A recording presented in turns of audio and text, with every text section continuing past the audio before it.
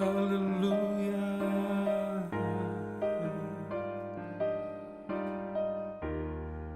Mari sama-sama kita katakan. Bila kau izinkan sesuatu terjadi,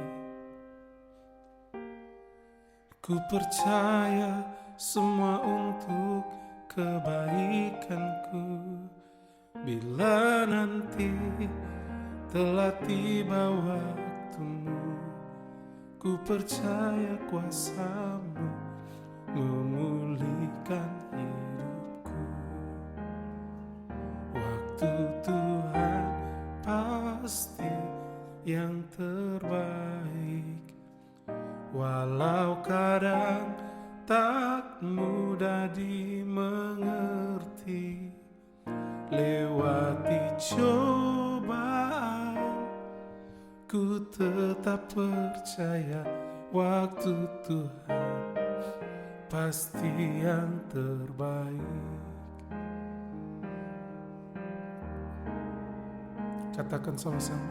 Bila kau izinkan sesuatu terjadi,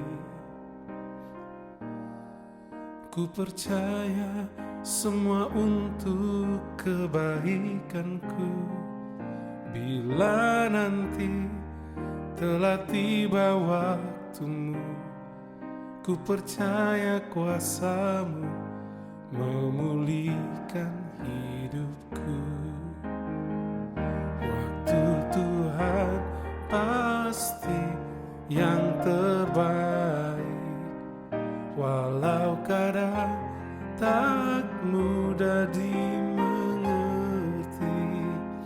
Lewati cobaan, ku tetap percaya waktu Tuhan pasti yang terbaik. Waktu Tuhan pasti yang terbaik, walau kadang tak mudah dimengerti. Lewati cobaan, ku tetap percaya waktu Tuhan pasti yang terbaik. Lewati cobaan, ku tetap percaya waktu Tuhan pasti yang terbaik. Waktu Tuhan pasti yang terbaik. Shalom Bapak Ibu Saudara, kita sudah masuk hadirat Tuhan. Hadirat Tuhan adalah kehadiran Tuhan di tengah-tengah ibadah kita. Saya percaya hadirat Tuhan ini ada di tengah-tengah kita, dan mari kita melangkah ke tempat yang lebih dalam lagi dengan mendengarkan firman Tuhan. Bukan hanya masuk ke hadirat Tuhan, menikmati kebaikannya, tapi juga menerima firman Tuhan yang akan membawa kita seminggu ke depan. Apa yang harus kita lakukan?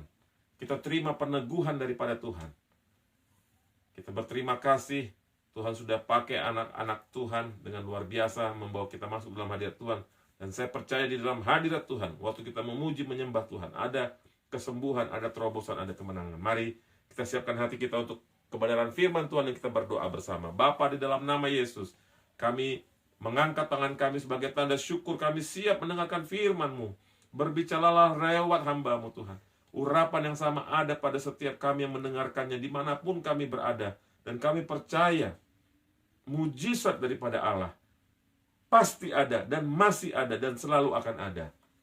Di dalam nama Tuhan Yesus, kami berdoa mengucap syukur. Kami berterima kasih. Kami percaya pada saat kami mendengarkan firman Tuhan, hadirat Tuhan akan tambah lagi, bertambah lagi, sehingga merontokkan Tuhan semangat kami yang patah.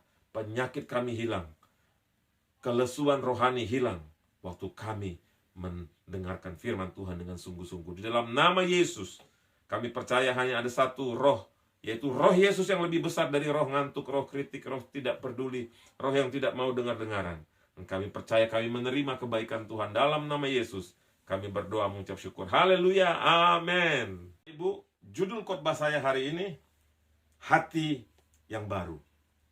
Hati ini adalah tempat yang penting yang Allah ciptakan.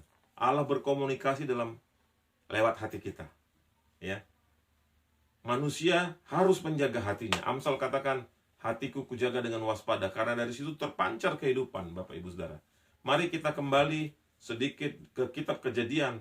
Bagaimana hati seorang Hawa dirusak oleh iblis, sehingga akhirnya keturunannya Hawa sampai kepada kita mewarisi hati yang rusak. Tapi puji Tuhan ada Yesus yang memberikan kita hati yang baru. Mari kita mulai bersama Kejadian 3 ayat 6 ya. Saya baca buat Bapak Ibu Saudara. Perempuan itu melihat bahwa buah pohon itu baik untuk dimakan dan sedap kelihatannya. Lagi pula pohon itu menarik hati karena memberi pengertian. Lalu ia mengambil dari buahnya dan dimakannya. Dan diberikannya juga kepada suaminya yang bersama-sama dengan dia. Dan suaminya pun memakannya. Apa yang terjadi di ayat ini, Bapak Ibu Saudara?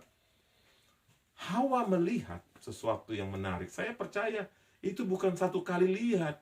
Mungkin berminggu-minggu, mungkin berbulan-bulan.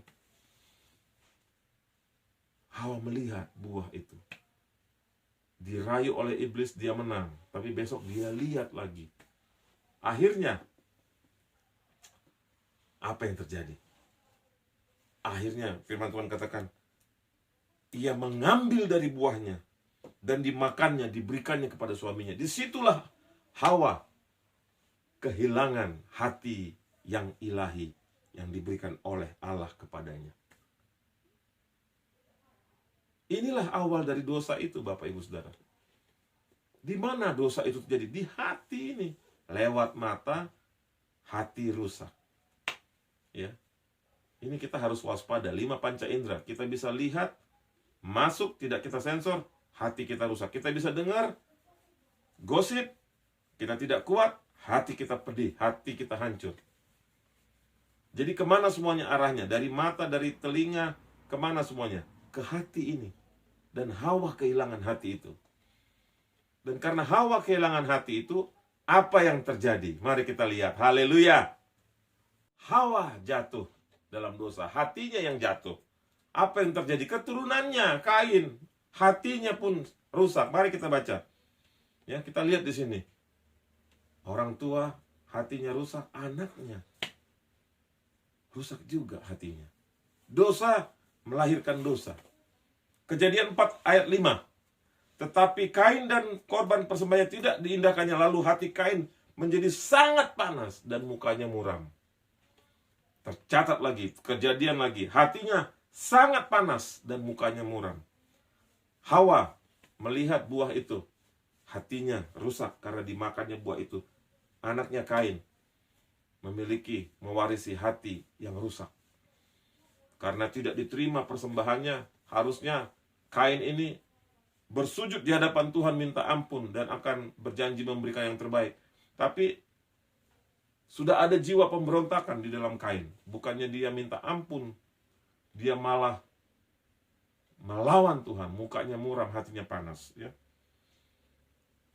Marilah Bapak Ibu Saudara, peristiwa yang terjadi pada Kain juga bisa terjadi pada kita loh. Mungkin di dunia kantor, dunia kerja, dunia kantor, dunia kuliah, dalam keluarga, ada hal-hal yang menyakiti hati kita. Ada hal-hal yang membuat hati kita pedih. Tetapi kita harus waspada, berhati-hati. Jangan sampai hati kita itu rusak. Ya. Wahyu 3 ayat 19. Barang siapa kukasihi, ia kutegor dan kuhajar. Sebab itu relakanlah hatimu dan bertobatlah. Haleluya. Relakanlah hatimu dan bertobatlah, Bapak Ibu Saudara. Waktu ada orang yang menyakiti kita, saya minta. Ini saya tidak berkata-kata menyuruh Bapak, Ibu, dan Saudara. Tapi saya lakukan lebih dahulu. Waktu hati saya disakiti karena satu peristiwa, 2 peristiwa, atau hal-hal yang lain, saya akhirnya belajar. Setelah beberapa waktu saya belajar bahwa saya yang harus bertobat lebih dahulu. Saya harus belajar melihat bahwa Allah mengizinkan ini untuk membentuk hati saya dan meminta hati yang baru. Bapak Ibu, saya anjurkan kalau ada orang yang menyakiti hati Bapak Ibu Saudara, langsung kita, pertama nomor 1 yang harus bertobat kita. Jangan-jangan Tuhan izinkan itu karena Tuhan ingin kita merendahkan diri di hadapannya. Sama seperti Kain. Kain persembahannya tidak diterima. Harusnya dia langsung bertobat. Tuhan ampuni aku sudah lalai. Aku memberikan yang salah. Tidak seperti Habel, memberikan yang terbaik. Ya.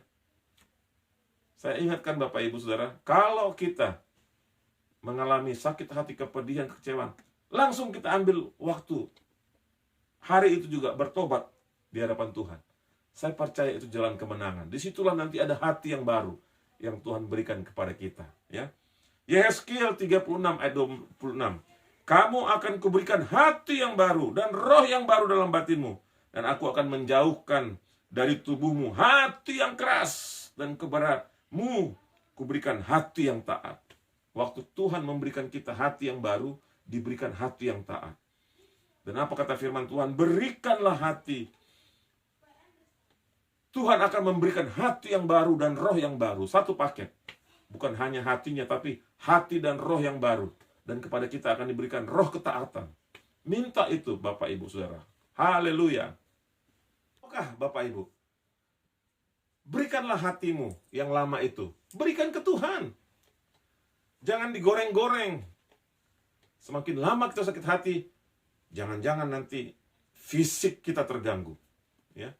Semakin lama kita sakit hati, kita salahkan orang ini, kita salahkan orang itu. Kita tidak mau bertobat, nanti hati-hati. Bapak Ibu mulai sakit. Nah, saya bicara karena ada pengalaman pribadi.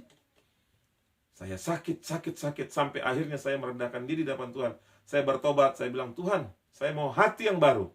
Berikan kepadaku hati yang baru, roh yang baru, yang taat, yang selalu waktu hati ini disakiti oleh pihak-pihak lain, langsung bertobat, datang kepada Tuhan. Ya, ayat yang terakhir, Roma 2 ayat 4. Roma 2 ayat 4. Saya percaya kemenangan milik kita hari ini. Maukah engkau menganggap sepi kekayaan kemurahannya, kesabaran dan kelapangan hatinya? Jangan Bapak Ibu ya. Tidakkah engkau tahu bahwa maksud kemurahan Allah ialah menuntut engkau kepada pertobatan? Marilah kita hari ini, pada saat mendengarkan firman Tuhan, berikan hatimu, bertobatlah Bapak Ibu Saudara. Kepadamu akan diberikan hati dan roh yang baru, yang penuh dengan semangat, sukacita, penuh dengan kebangkitan. Saya alami itu, saya percaya firman Tuhan saya sampaikan ada maksud buat Bapak Ibu Saudara. Bapak Ibu Saudara yang sekarang sedang tersakiti, datang kepada Tuhan, bertobat, katakan, Tuhan saya yang salah.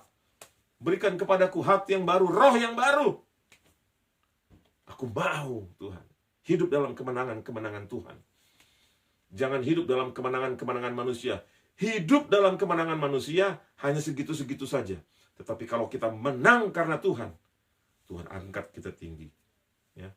Mari kita berdoa bersama. Bapa dalam surga, kami berterima kasih. Kami boleh menerima kebenaran firman Tuhan, dan hari ini kami mengangkat tangan kami, tanda pertobatan kami. Mari Bapak Ibu, angkat tanganmu. Kami mengangkat tangan kami, tanda pertobatan. Sekali lagi, Tuhan Yesus, kami mengangkat tangan kami sebagai tanda pertobatan. Kami yang salah Tuhan, kami mau merendahkan diri kami di hadapan-Mu. Dan berikan kepada kami hati yang baru, roh yang baru.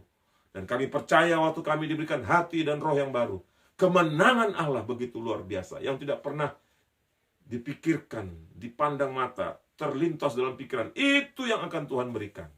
Terima kasih Bapak, kami percaya mujizat kuasa kesembuhan terjadi, mujizat kuasa terobosan terjadi. Kami percaya berkat limpah daripada-Mu, yaitu pengenalan akan Tuhan, kasih akan Tuhan bertambah-tambah. Di dalam nama Yesus kami berdoa mengucap syukur. Akhirnya Bapak Ibu, angkatlah kedua belah tanganmu, terimalah berkat anugerah Allah Bapa, kasih sayang Yesus Kristus, dan tuntunan Allah Roh Kudus menyertai kita sampai Tuhan Yesus menjemput kita kembali. Yang percaya katakan haleluya, amin. Sampai berjumpa minggu depan Bapak Ibu. Saya percaya ada hati yang baru, roh yang baru diberikan kepadamu. Saya percaya Bapak Ibu akan sehat juga secara fisik. Hati yang gembira adalah obat. Saya percaya waktu kita merendahkan diri bertobat, kesembuhan terjadi. Sampai kita berjumpa minggu depan. Saya berterima kasih kepada anak-anak Tuhan yang selalu setiap minggu menopang pelayanan ini dengan doa dan dengan dana. Kami percaya tahun depan 2023 pelayanan ini akan dikembang luaskan internasional. Itu iman saya, dan saya minta Bapak Ibu tetap membantu. Doakan kami terus. Haleluya, shalom.